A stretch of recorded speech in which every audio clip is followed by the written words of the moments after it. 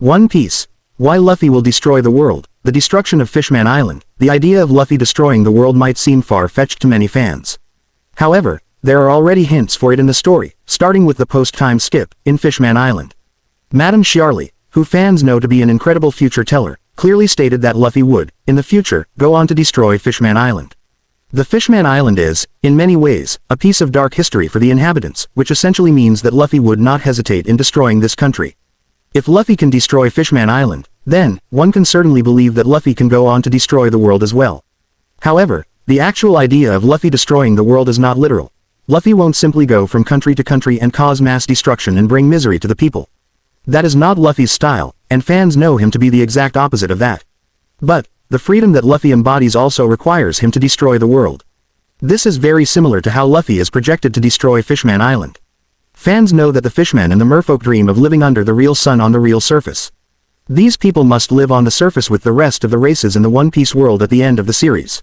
This means that Fishman Island will simply remain there as an uninhabited place. Fishman Island will be a piece of dark history for the fishmen, where they were discriminated against, and Luffy would then go on to destroy it, which would be symbolic in many ways. By this time, all the fishmen and the merfolk would already be on the Noah and be carried to the surface by the Sea Kings, on orders of Poseidon, and that is how things are likely going to go down in Fishman Island in the future. As Luffy destroys Fishman Island, fans get an idea of how he would go on to destroy the world as well. Similar to the Fishman Island arc, Luffy will secure the world for the people, simply because his friends would be in danger, or something trivial like being given food. Luffy doesn't consider himself to be a hero after all, which means that all he does is for his friends. But, Luffy is still a hero to countless people in the One Piece world, even if he thinks he is not one, and he will most likely be considered one even when he goes on to destroy the world.